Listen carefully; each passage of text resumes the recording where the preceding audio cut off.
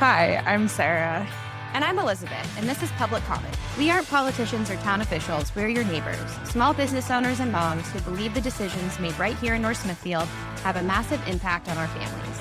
We're doing the heavy lifting for you. We spend the time digging through the meetings, the headlines, and the ordinances to get you the facts in a clear, honest narrative you can listen to on your morning commutes. Speaking of morning commutes, Kara, the kids are home, right? Camp is over, school has not started yet. Yep, kids are home, taking advantage of their last little bit of time to sleep in and chill out before school starts next week. And it's gonna be fun getting back into that school routine. If you had to best guess it, what is their screen time usage going to be this week? Mm-hmm. Well, it depends on how many hours I'm working this week. More or less working? than 40? Oh, less than 40. Less than For 40? sure, Okay, less pretty than good. 40. That's pretty good. The cute thing is that they game with each other. So it's like, like if they're going out and they're playing basketball together or something like that. So it's not as though they're in their own little dungeon world. They Oh, get that's to right. play with each other and chat and collaborate. And then, of course, like they'll FaceTime with their friends, which I'm like, Yes. oh, this is the new LAN party. Yes. And they just all get to game together, which I think is super cute and adorable and nerdy. Yes. I forgot you gave your children a sibling. That was kind of you. Thank you. You gave them brothers. Did they go to Camp Phoenix? No, not to Camp No. Phoenix. They went to a different camp in Smithfield. Mine went to Camp Phoenix. Yeah, two of my grandkids were in Camp Phoenix. We had them yesterday because the camp is done. Nice. What flocks were they in?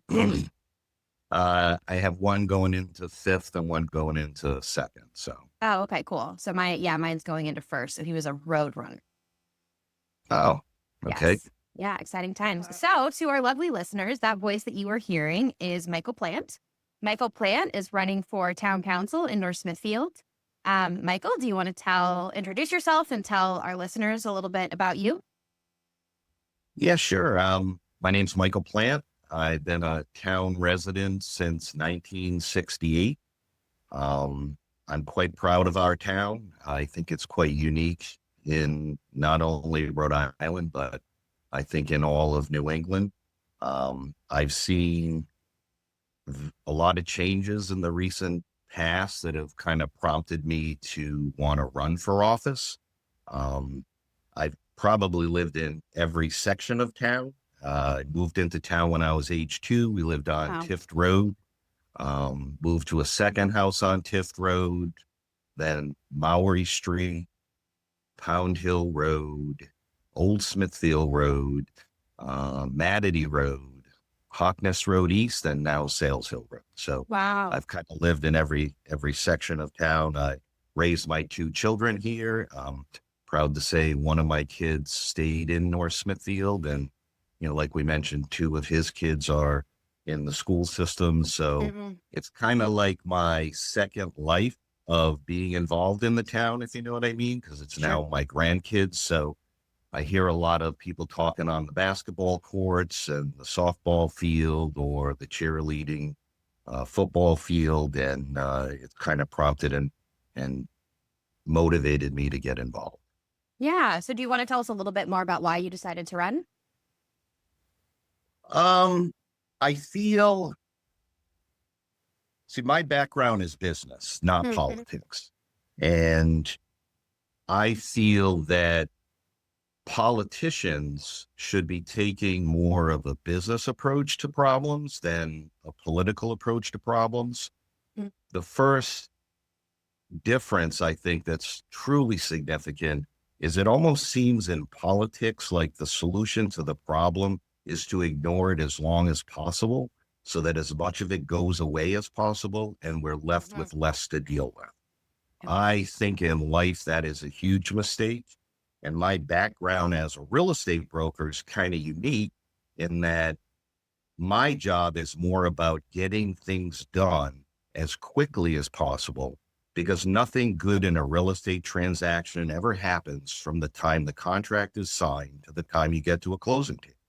So my entire 43-year real estate career has been more or less about getting things done and solving problems. Problems don't go away. And the number one reason why I'm running is I'm sick of these problems being kicked down the road. And, I'll give you a good example. If someone would have pulled the trigger on Halliwell 3 or 4 years ago, the project would be done right now. Yeah. We'd have a multi-generational center that would be the talk of Rhode Island. Yeah. But instead, it's all deliberations and studies, and we got to do this first, and we got to do this second, and then nothing happens. It's extremely frustrating. Let's look at the water situation at the high school, and I'm just spitballing examples of things that fired me up to run. We've had contaminated wells at the high school and the middle school now for about 5 years. They're loaded with PFOBs. The solution, which blows my mind away, is we've got 2 wells up there. One of those wells is operating above the 20 limit that the state has set. I believe it's like 25. The second well is operating at like 10.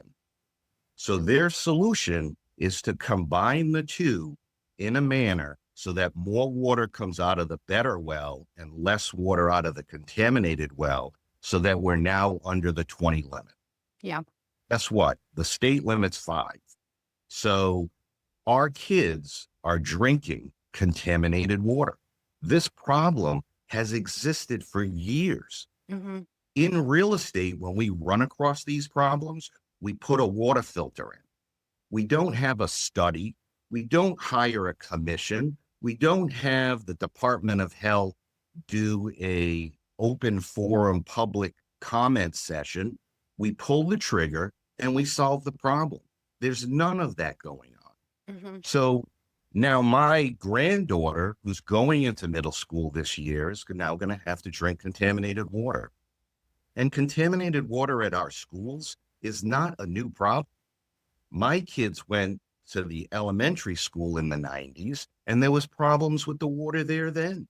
So why, if these problems keep persisting, do we not do anything about it? Now, unfortunately, last Monday, I was not able to attend the meeting on what's happening with the water problems at the high school. But quite honestly, if that meeting happened in May, why then in the 4 town council meetings that we've had since has no one given us an update?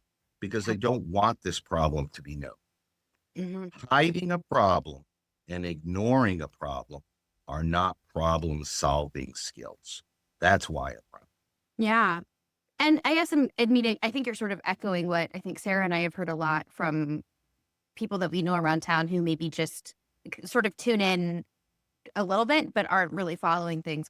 Is like what they really want is somebody who to just fix it.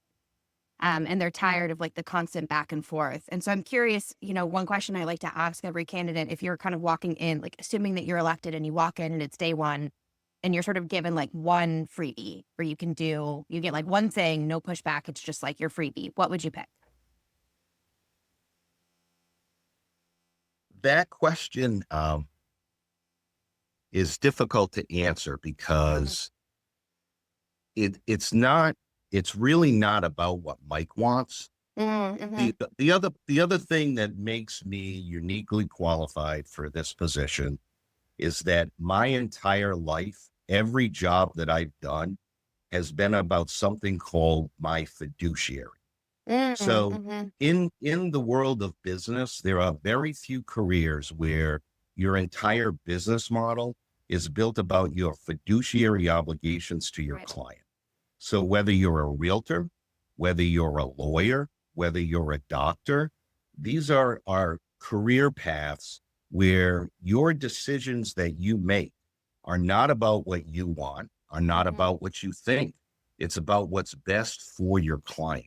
Yeah. So as a real estate broker, if I don't honor my fiduciary, I could technically be sued by the client. So fiduciary is extremely important. if something needs to be done in the town, it's not about what Mike wants. It's really comes down to two things. It's about what the public wants, as long as what the public wants is not detrimental to the town. Right. So everyone wants lower taxes, but even though that's what people want, if lower taxes means that our town is going to suffer financially, then the decision I've got to make is for the town. Because my first client would be the town. And what's the best for the betterment of the town, the longevity of the town, and the future of the town. There's another piece that our town council has not talked about in probably 10 years. Where is our strategic business plan moving forward? Okay. So as a businessman, I have certain things that I can do to affect my bottom line. I can, as a real estate broker, especially. So just to kind of give you one of my background jobs that I had for about a decade is I worked for Coldwell Banker, but not Coldwell Banker like a single office. I worked for the Fortune 500 company that owned about 2,500 Coldwell Banker franchises throughout the United States. So this was a publicly traded Fortune 500 company. I had 160 agents and employees that worked as direct reports to me in two offices that were about 15 miles apart. I had a $6 million budget, operating budget. Our sales volume was $200 million a year. So I'm used to operating a big company on a fiduciary basis. I feel as an agent or as a manager of a company, I have certain ways that I can increase revenue. I can get more agents. I can increase my commission. I can raise my price point. There's a list of 10 things I can do.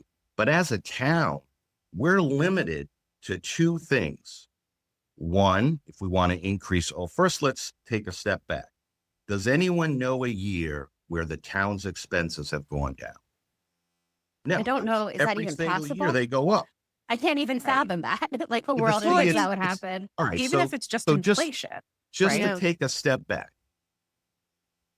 the way that the town budgets is wrong. They take last year's budget and they add basically, inflation, cost of living increase, whatever. And there's always this expectation that the budget needs to go up. It does not. There is no such thing as a budget that does not have fat. That's the first thing that I'll say. So one of the things that I pride myself on is with all of those offices that Coldwell Banker had, one of the awards that I won was called Return on Revenue. That award was based on the percentage of profit based on your income for your office. The average sales price in my office at the time was $250,000. The average sales price of the other 99 winners was about 1.5 million. So if you're in San Diego, you're in LA, your price point is way higher than Rhode Island. It's super easy to win that award. But when you're in Rhode Island, it's almost impossible. I took my budget and by properly increasing revenue and decreasing expenses, was able to win it. So as a town, we have two ways to increase revenue. We can raise our taxes or we can increase our tax base. Where is the plan to increase our tax base? We look around the town and there's empty commercial buildings everywhere because the current town council, in my opinion, is not business friendly. And last night's meeting was a perfect example of that. They ran the guy in the auto recycling place through the ringer about checking the wrong box. Like, give me a break. The city solicitor came out and said that the Supreme Court of Rhode Island and the United States had said that the business use follows the property, not the individual. They had no right to give that guy a hard time or, however, a heart attack. Can you imagine you're the one on the podium and your livelihood is in the hands of the town council and all they want to do is bust your chops? And I think what's frustrating for a lot of people is it's like, so we're giving this guy who appears to want from what my impression was like, appeared to want to run a reputable business on the up and up.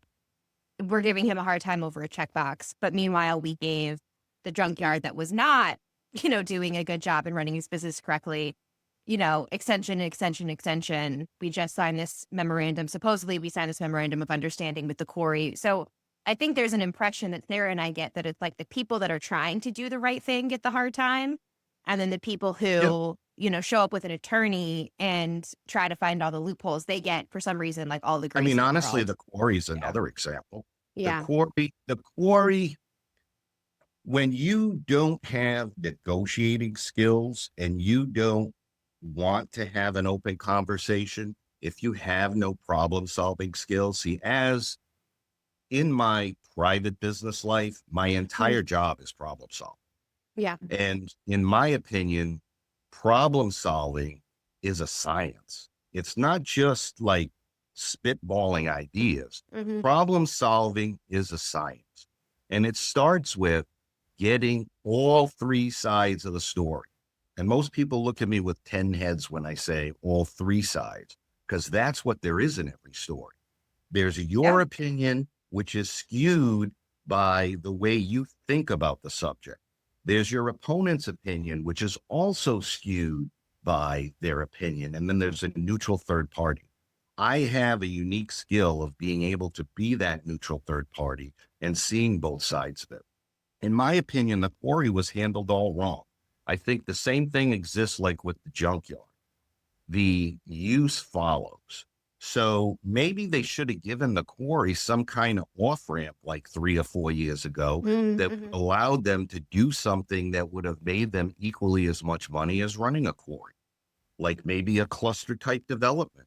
But nobody spitballs these ideas. All they do is dig their heels in the sand and want to fight. So how much has this litigation cost the town? Yeah. When this could have easily been resolved by finding a compromise. There is always a compromise because at the end of the day, what we're going to hear Thursday could have been resolved with people not digging their heels in the sand and finding a compromise. The definition of compromise is when nobody gets what they want. And that could have been the solution. But it's always about just ignoring the problem. And if you ignore the problem long enough, it's going to go away. Or people are going to forget about it. That's not the approach. We could talk about flock cameras. There's another subject that I still can't believe that I've attended 3 meetings when the council's primary objective is to pass rules and ordinances that would protect our town. Yeah. So how hard would it have been to pass an ordinance or even a resolution that, for that matter, that said, for 12 months, we're putting flock cameras on hold in the town of North Smithfield. Yeah. So now you're showing the public that this is a top of mind awareness. This is a problem that we understand is important to the town. And this is how we're going to take 12 months to go through and look at what works, what doesn't work, what the town wants, and what's best for our community. So if you were to ask me my opinion, and I've done a little bit of legal research on this, I think all of this fighting and arguing is for naught. It's a total waste of time. And why is it a total waste of time? Because the town does not have jurisdiction over a numbered route. It even was proven when John brought up the whole thing 2 meetings ago about how there's a do not pass sign on Route 7, but the striping on the road is dotted. So we need to get that changed to solid. So if the town had jurisdiction over Route 7, they could just go out there with a crew and change the striping. That's not the case. The town has to go to DOT, apply for that to be changed, and then DOT makes the change. So right there is the proof that the town has no jurisdiction over a numbered route. So maybe if the city solicitor did his job, or the town council were to push the city solicitor, at that first meeting, I would have said to the city solicitor, I would have said, Mr. City Solicitor, or Town Solicitor, can you do me a favor? Can you look into the legality and the jurisdiction of Route 7, Route 104, Route 5, all Route 146, all of these numbers routes within our town to see if we as a town council even have the jurisdiction over it. So now when they come back and they say, no, you don't, the town could pass an ordinance saying we don't want flock cameras on any of our town roads, but Right. we're sorry, town of North Smithfield. We have no jurisdiction over 146. Probably be best to get in your car, drive to the State House and bitch to them. So now we've spent Right. all this time in all these meetings listening to people bitch about something that has no control. We have no control over. So this is what I mean fair. by this inaction. And we could go down every single one of these issues. Right. So as I hear about them, and I will be honest with you, I think one of the things that happened in my life about 2.5 or 3 years ago that really changed my, at least, involvement in the town is when my son Corey actually became a staff writer on the Valley Breeze. Oh, your son's Corey. Yeah, so I don't know why I didn't put that together. I should have by now. That's so funny. Oh, that's so funny. So 2 days a week, my wife watches his kids. So he would come to my house to work. And, obviously as my son, we talk a lot. And Right. I'd say, hey, do you know this is going on in town? And I'll be honest with you, I really didn't, because we're all busy. I mean, successful people have lives. And when my kids were younger, I honestly couldn't imagine giving 20 hours a week or a month or whatever to town politics. Right. So I understand where, your generation at least comes from, that it's hard. It's hard to make that extra time. But I can tell you every issue he told me about totally fired me up. Yeah. Starting back with the sexual harassment stuff, Oh, all and that was rough. see, this is not North Smithfield, and that's probably what fires me up. Is that kind of crap is not North Smithfield. When someone goes before the school committee and says that we need to start allowing boys and girls bathrooms, that is not North Smithfield. Okay. There's no place for either side of the spectrum that's extreme. I don't like the right extreme. I think they're a bunch of nut jobs, and I don't like the left extreme. They're nut jobs as well. North Smithfield has never been politically extreme. It's always been down the middle. And that's what I think I love about the town, is that you can have people with a different mindset that you can actually have a conversation with, where they don't flip out and lose their mind over what you're talking about. So I look at all of those things. I want to see our town stay the way it is. I also don't want to see us become like some of our neighbors, that the taxes are just going up that maximum amount every single year. I want to see us develop a strategic business plan moving forward. I want both extremes of the political spectrum to stay the hell out of our town, so that we can be what we're supposed to be, a bedroom community that cares about family life and just living, Yeah. So who in your life would you say has kind of shaped this perspective on community and responsibility? Because you are obviously very passionate about the town, which I love. And I know Elizabeth and I can both relate to that feeling of like, oh, this is going on in the town. Because that's literally why we started the podcast, is to give people that quick and easy access to know about what's actually happening in town. So we're not here to talk about the people that have shaped our roles and feelings about responsibility and community. So I'm curious about yours. So, it's funny, but I think when you have a question like that, and you talk about people that have shaped your life, it's not ever one person. Sure. It's always a group. And I think as I've aged, because I'm now 60, that each stage of my life, I think somebody's had a direct influence. And, if you go back to, if I go back and look at who I think one of the first influences that were tremendously positive about community in my life was being part of the Boy Scouts and Troop 1139 in town. I can tell you, I still remember my troop leader's name, Mr. Theroux and Mr. Lariviere, because they were that impacting on my life. So when we did, Boy Scouts back then, we did a lot of community stuff, whether it's a food drive or whether it's collecting newspapers to then recycle it and get that money to give back to needy organizations, to help sponsor stuff at St. John's Church.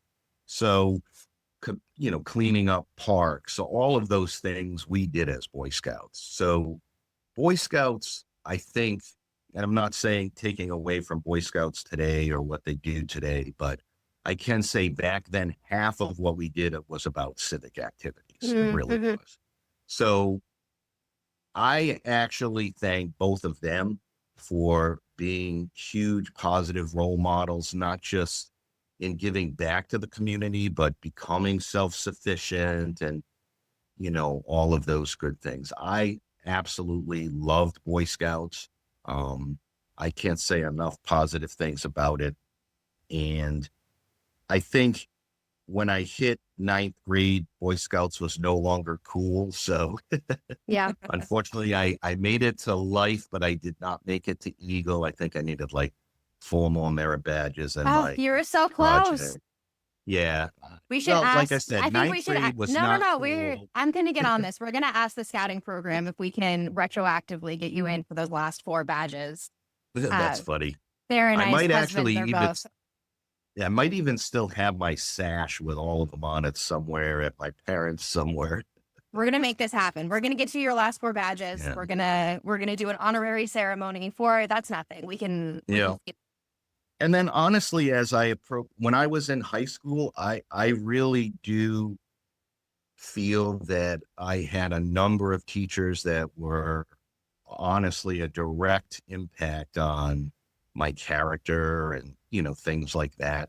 And not all teachers that I actually got along with and I liked, so I look at, for example, Mr. Rogler and I, we butted heads absolutely about everything. I think our political beliefs at the time were polar opposite, but he helped shape me to understand that there's another side to every argument, that you're not the only one, that's right all the time.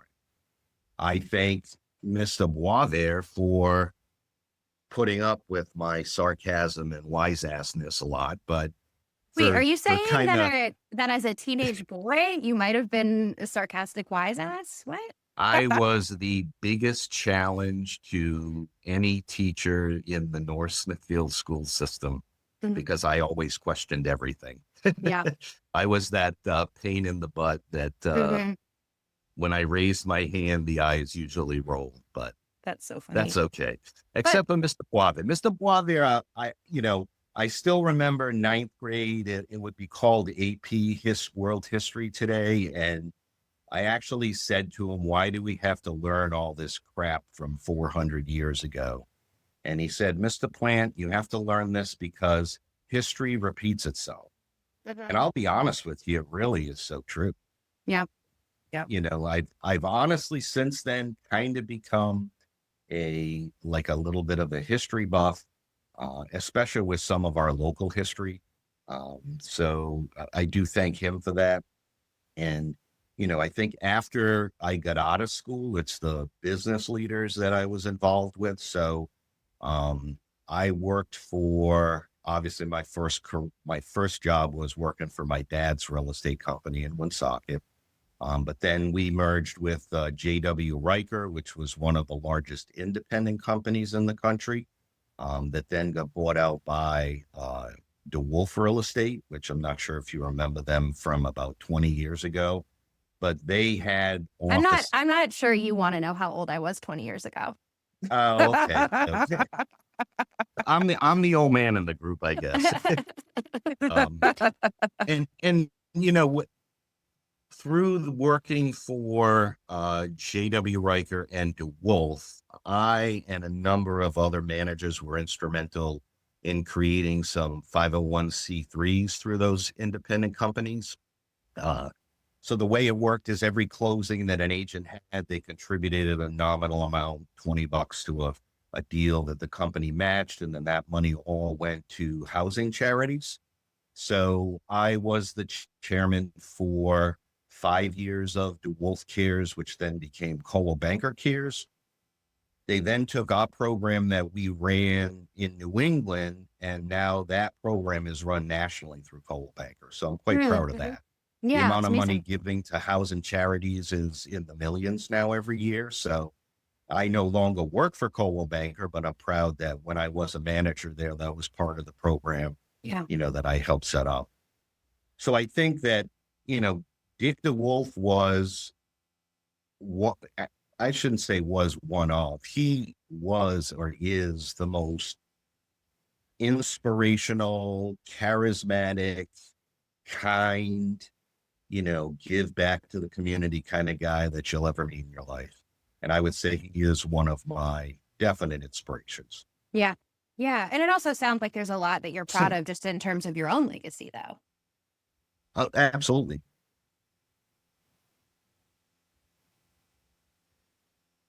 So, of all of the business experience that you have, you talked about increasing tax base in the town. It sounds like you have some pretty good thoughts about development. And I know there's also been some pushback by various residents in town of just like not wanting North Smithfield to become this overly businessified kind of Yep. place. So where do you think that line lies, right? Between growth that helps the town and then growth in ways that residents don't necessarily want or may not benefit the town. So the argument. So one of my jobs throughout my real estate career was back in the 90s. I also was a builder developer as well as a real estate broker. Those kind of go hand in hand. It can be done at the same time. And in 1989 or 90, we were putting through a 25 lot subdivision. And I can tell you that this town does not like development. They have never liked development. And the argument that everyone always uses is that our school system cannot handle the additional load if we have all of these developments with all of these new kids entering the school system. So to that first argument, I say, when I graduated in 1983 from North Smithfield High School, my graduating class had 165 kids. At that time, there was no elementary school. There was no middle school. There was just Kendall, Dean, Halliwell, and the high school. So those three schools handled 165 class load per year. The graduating class last year was, I think, 136 kids.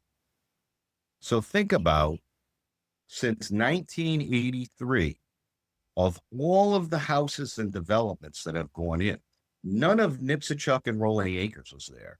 None of Matity Estates was there. None of the development around Walmart. All of those condos were not there. Silver Pines was not there. Laurel Woods was not there. So just that's like off the top of my head. And that's not talking about, they built one house on Old Oxford Road. They built one house here on Matity. So there's got to be, if I had to put a number on it, 800, 1,000 more units in the town since 1983, and our classroom size has gone down by 30. Yeah. The second question I'll ask is, do you think that with all of these additional units that have been put in, that anyone's quality of life has been affected? No, they get scared about their quality of life changing. So there are places that do commercial, like when they put when I was a kid, the industrial park was not, Industrial Drive was not there. So that was an addition since I was because I lived on Pound Hill Road, and we used to walk through the woods all the way to the Branch River, like across from Village Haven, to go fishing. And Industrial Drive was not there. Nothing. That was all woods. So That's so crazy back to think. then, land development worked. But now, I mean, look around. You've got, the building at the end of Industrial Drive is empty. You've got the building on the corner of St. Paul and Great Road, which looks like such an eyesore, that's empty. You've got all of these commercial. Where is someone in the business development department in the town actively seeking businesses to come into town? Where is the zoning board looking at where maybe we can have more development in town by doing more of a cluster type zone? See, if you go to, let's say, Smithfield or Gloucester or some of the other rural communities in town, many of them have adopted cluster zoning. What that is right now, a lot of North Smithfield is RA 65. So that's acre and a half zoning. It requires a developer to pave 200 feet of road in front of every single lot. But it actually keeps the town rural because of the RA 65 part that you need an acre and a half per house. You could do it in a way where now you need 100 feet of frontage and 3/4 of an acre. But if you do that, now you're required to have another 3/4 of an acre of open space that surrounds that development. We don't do that in North Smithfield, but that has multiple advantages. So the first thing it does is it has a huge buffer space, which everyone is into, open space and, things like that, that surrounds that subdivision to buffer it from other properties. That open space is usually public use property to the people in that subdivision. So if someone wants to put walking trails or things like that, they can do it out there. But to the developer, they're now paving 100 feet of street per property, not 2. Where is the plan for things like this? Right. There's never a discussion. I have not one resolution passed in like 3 months about any problem we have. We haven't passed. So we haven't passed as a town any like meaningful ordinances or resolutions since 2023. There's been no new legislation passed. I think there's been a couple, like the code of conduct went through, but like in terms of like actually solving a problem, there's been nothing. But I think part of what I hear you say, and correct me if I'm wrong, is like it's sort of part of, if elected, part of your job is to reassure the public and reassure the townspeople that their quality of life won't be affected with new development, and that there are ways to balance it. Some of the things that our town has done that negatively affect people's quality is putting solar farms everywhere. People are strong feelings about the solar farms. So where I live on Sales Hill Road, I am maybe 1,000 yards from the backside of the solar farm on Iron Mine Hill Road. But 2 years, they clear cut the forest. Yeah. They clear cut the forest and drag the trees out of Prince Road on Sunday and Saturday so that nobody would see them doing it. And I know that sounds like I'm being sarcastic, but it's really the truth. No, it happened. I remember following this. People were understandably really upset. So where I live, it's because they've clear cut the forest for about a year. My yard was overrun with wildlife. And I don't just mean 20 deer a day, or a fisher cat or a bobcat or a bear. So I personally think that there was a bear that lived on that 300-acre parcel on top of Iron Mine Hill Road, because when they clear cut it, he came through my yard a couple times. Now I don't see any wildlife. So where are all these environmentalists who think that the one thing that will reduce CO2 is a tree that takes CO2 and turns it into oxygen? So we're going to clear cut 300 acres to reduce our carbon footprint, to destroy the wildlife, to destroy the rural character of our town. To me, that was a self-serving interest. Because then you look at who voted yes on the solar farm zoning and who is involved in solar farm. Right. So when we talk about fiduciary, this is what I mean. Mm-hmm. Self-serving interest. I have none. I will always put what's best for the town first and what's best for the town's people. Yeah. I do want to reflect because you mentioned, like, one of the things that's coming to my mind right now is you sort of mentioning, like, growing the tax base with, like, planned and strategic development gives us more revenue. And I think sometimes what doesn't then happen in the conversation is like, okay, so if we are able to do this, like, let's say if, blue sky, we grow the tax base, we strategically, grow the amount of revenue that we come in, and then now we maybe have money that we can invest. Just kind of off the cuff, where would you think would be kind of the smartest places to invest that money if we had it? Reduce taxes. Mm-hmm. Reduce the tax burden. Mm-hmm. I mean, I look at some of the, all right, so let's look at Halliwell as an example. There are advocates that think that we should take it's not $1 million, it's like 900 and change Right. thousand in the grant, which is not allocated for Halliwell. It's allocated to the town. So that's the first misconception that some of my opponents are saying on Facebook, that this is allocated to Halliwell. It's not allocated to Halliwell. It's allocated to the town. So they want to create another park for the town that has walking trails, that has a dog park, etc.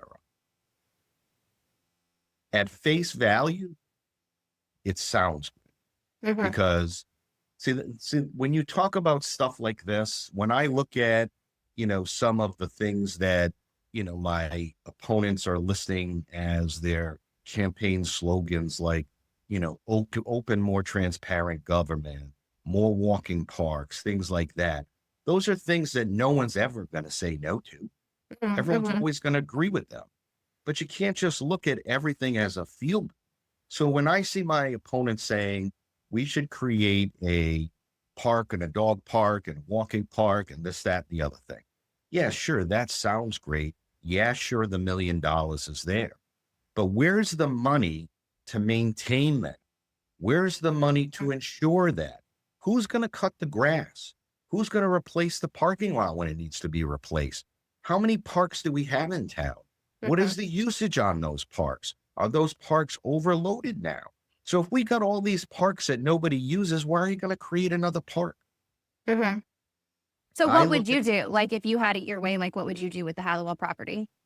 See, I think the town owns too much property. I mean, they own that big swath of like 40 acres behind the building we talked about on the corner of St. Paul and Gray Road. If you were to look at how much land the town actually owns, it's ridiculous. It's absolutely ridiculous. So what would I have done with Halliwell? I would have pulled the trigger 4 years ago and had a multicultural center. But now, since, that hasn't been done and everybody's been tripping over their feet on it, I mean, I don't think a park is the right alternative. I just don't. I don't think adding another thing to maintain is a wise. So are you saying you would sell the property? Would be your choice? I would, first of all, okay, so like I said earlier, Mike's opinion is only a very small piece of what I think should be done with it. So I think before the town does anything, that they need to look at what the public wants. And I don't think the public wants, so you should open it up to public comment. I don't think that the public wants a walking park or a dog park. And if that's not what the public wants, I think that that is one of the most prime pieces of real estate in the town. It actually has, I think, 4 outlets to roads. It would make the perfect condo development that you could probably add another, maybe $500,000 or $600,000 in revenue to the town and the tax base. condos typically do not add to the school system. They add absolutely zero to paving, to road maintenance, to any of that. Or, maybe condos not the answer, but there's not one development in town that has detached single family condos. So if there's a development off of Bear Hill Road in Cumberland, that's a combination of 40 condos and 20 single family homes, that is actually one entire condo complex. The town of Cumberland does not pave, maintain, or plow the roads in front of those single family houses. They're all part of an association. These are out of the box ways of thinking of things. Right. By looking at what other people are doing, not in Rhode Island only, but other parts of the country. There is no out of the box thinking. There's 100 ways that this town could reduce the individual tax burden by at least 10%. So how would you feel if your taxes are $5,000 today and they're $4,500 after all of this is done? Right. You would think you live in the greatest town in the world, because we're all feeling the pinch. We're all feeling the pinch now of a right extreme government. That's what I mean by the middle. Everyone, if we could all just stay in the middle, life would be great. Yeah. Well, I am curious because budget seems to be such an important topic for you. Oh, I'm not a cheerleader, don't get me wrong. Yeah. I am not that guy that's going to say that our town is failing because we need a welcome committee. That actually makes me laugh. That is not the role of the town council. That is the role of someone on a committee, someone that works for the administration, or something along those lines. I will actually quote what I think is the number one thing that the town is to do: to enact, amend, and repeal rules, ordinance, and resolutions for the government of the town, which have to do with the preservation of public peace, health, safety, welfare, and the comfort of its inhabitants, and the protection of persons and property. Other than its other municipal functions, the town may be provided reasonable penalties in accordance with the law for violations of any ordinance. That is the role of the town council.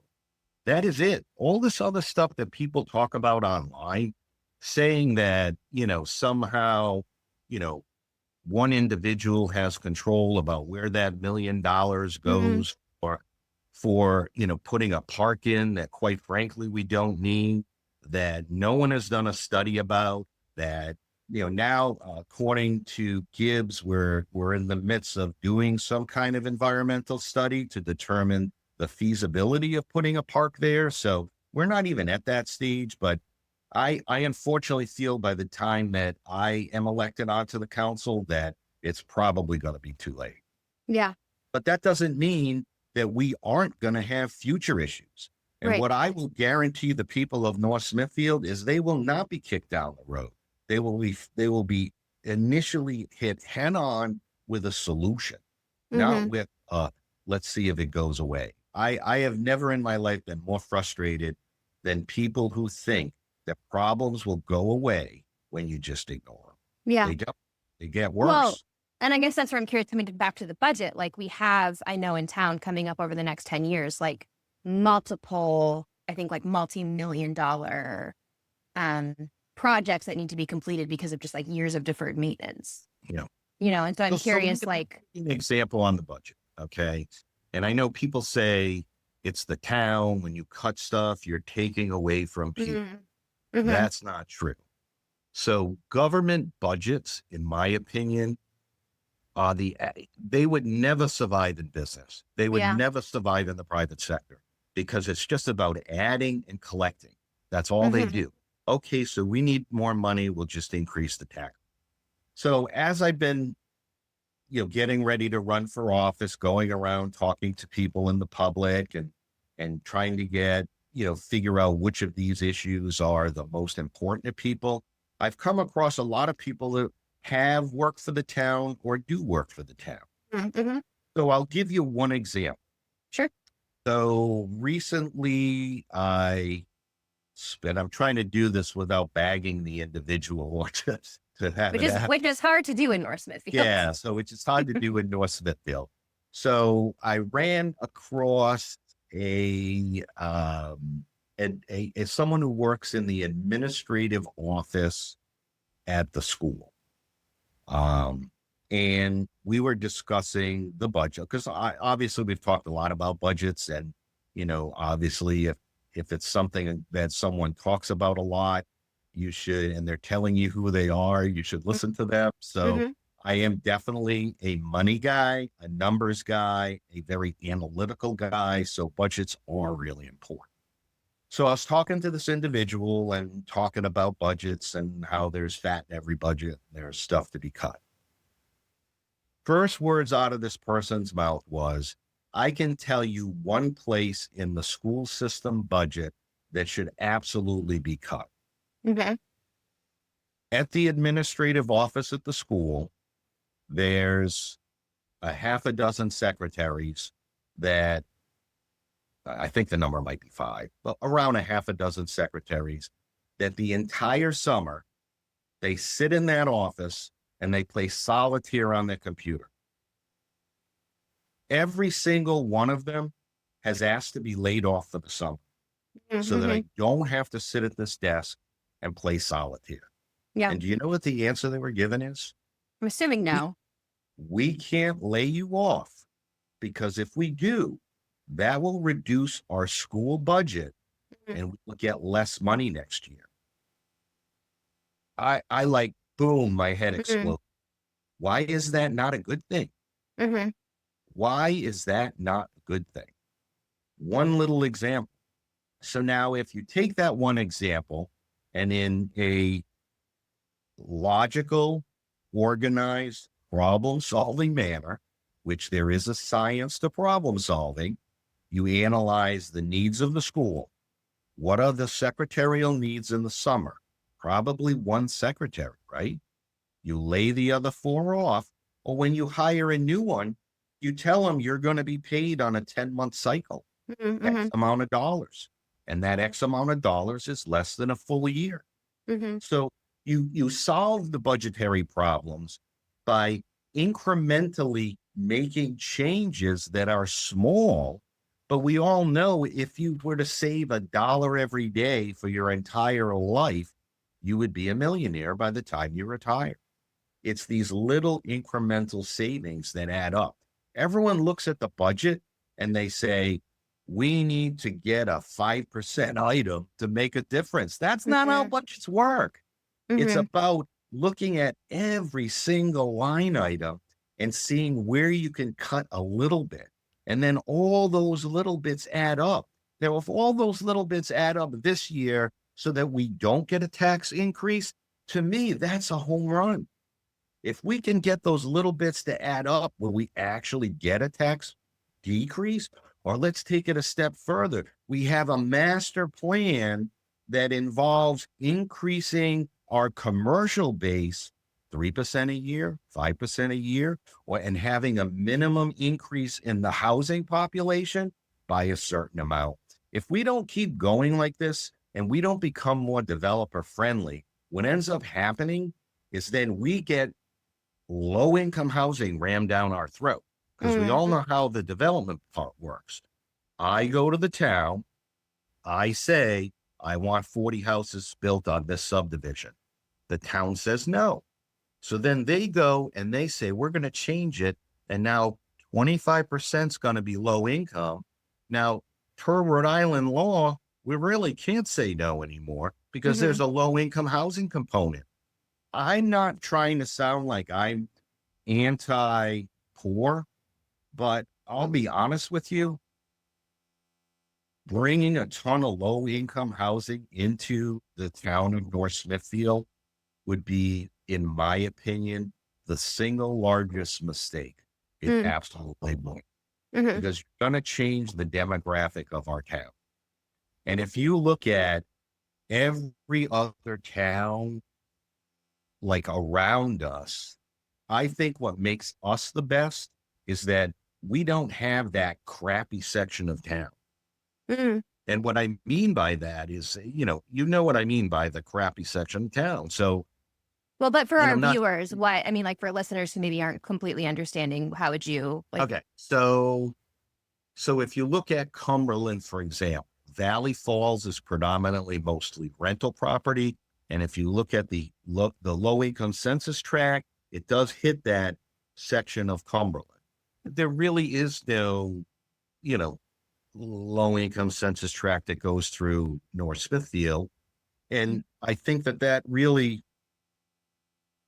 not to be picking on poor people, but it would change the demographic. Mhm. It absolutely would.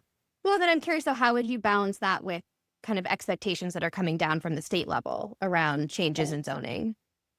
Well, I think changes in zoning are overdue. I personally am applauding the state with the whole ADU, auxiliary dwelling unit. I think that that's Mm. a huge positive change. I can tell you in North Smithfield, it's been a huge battle for 50 years, back to the, Bob Benoit building inspector era of the 80s, Mm-hmm. where if you wanted to move your mother in with you, let's say, because she couldn't be on her own, you could not put an in-law in your house. You could put everything but a second stove, Mm-hmm. and you Mm-hmm. would get your chops busted on the permitting process. So I think that's a huge positive, that now the ADU allows, the older generation to live with the kids, or the kids to live with the parents and be in compliance with zoning, because there are so many properties in town that were really not in compliance with the zoning. Right. So I think that's huge. But I mean, I feel that the state needs to get their act together before they can start dictating to the towns that we need to Mm-hmm. get our act together. Mm-hmm. And until the state supplies the proper funding, the proper guidance, I mean, you can tell somebody, I want X amount of low income units in your town, but until you give people the mechanism to do that, I would tell the state that's their problem. I really Mm-hmm. would. So if you want me to do this in my town, it will not create a financial burden on my citizens. It will not create more taxes on the people. You have to figure out how to make this happen. And I personally think that that's what our town leaders should be doing. Just because you need more rental units in the state doesn't mean that we have to ruin the rural character of our Mm. town, Yeah. because nobody's going to be putting low income housing in an RA 65 zone requiring an acre and a half per unit. They're going to want more of that cluster zoning, condo, 10 unit, that kind of thing. Sure. So there are very limited areas, I think, in our town where that even works. That's why it works around Walmart, Mm. because that is, a busier, more clustered area. Putting the condo development that's near Walmart, on, Matity Road doesn't make sense. Mm-hmm. Yeah. Sure. Sarah, Yeah. you have your question, Ren- your one I question do you have always a ask. question. I have the gift of gab. Well, Sarah and I each kind of it's have all like our good. one question that we ask every person. So I already got mine. Yep. So now it's Sarah's turn. Yeah, which one was that? Mine Well, so is the blue Elizabeth's sky. is the freebie. Yeah. What's your blue Mhm. sky Okay. freebie? Yeah. And then this is Sarah's. Yeah.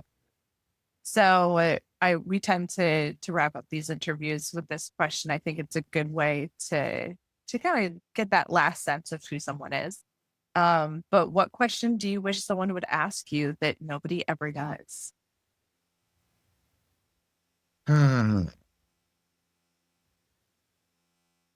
I think I'm the type of person that once you meet me and we have a conversation, that all questions have been answered, kind of thing. Mm. But